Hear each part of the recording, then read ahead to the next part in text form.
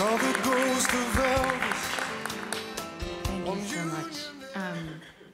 I want to start by thanking the McSilver Institute and everybody who thought of me for this.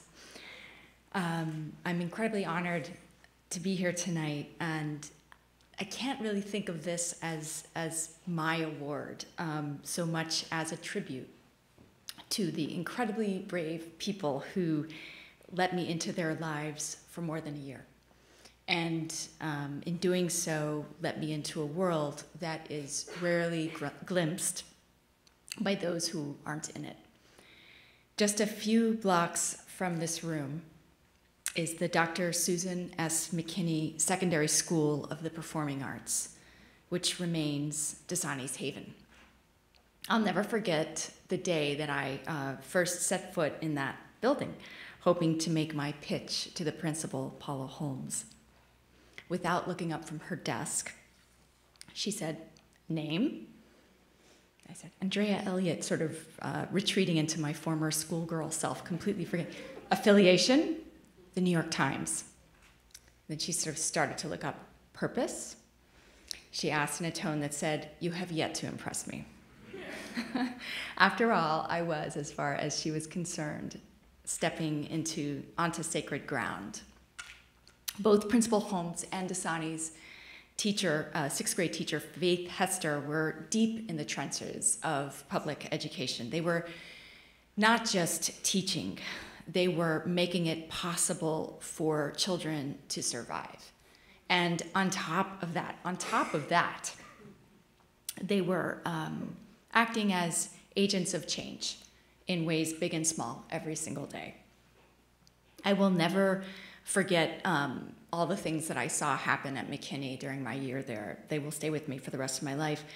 These women are nothing short of miracle workers, so I want to take a moment to salute Principal Holmes, who is here with us tonight, sitting in the front row, who deserves a lot of recognition. Thank you. And I also want to say a few words about Dasani, who I met outside the Auburn family residence. She was only 11 years old, and during our first interview, she said, "I like to talk a lot," which of course was true. This is a kid, by the way, who recited to me Maya Angelou's Phenomenal Woman by heart as we were standing in the Chinese fried chicken joint nearby.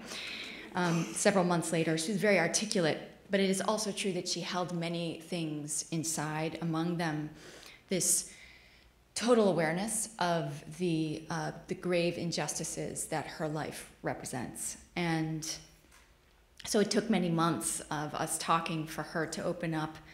And about, I guess, 8 months in, she asked, "Do you have to finish this sometime?"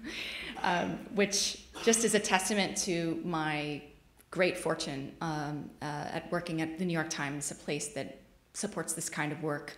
I never intended to spend 15 months on this story, but the deeper inside I got, the more important it seemed. And at the center of it all was this child whose life deserved to be acknowledged. So I'm just hugely grateful to Dasani for taking that leap of faith. She turned 13 on Monday. She remains homeless, but she has really big plans with her life. Thanks also to Principal Holmes. Thank you.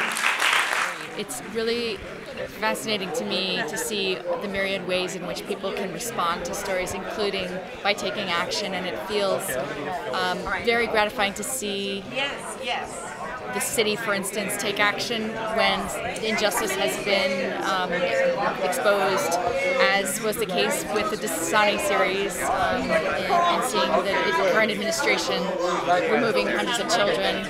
That's the kind of thing I think that journalists aspire to see happen when they are working on stories that involve so much neglect.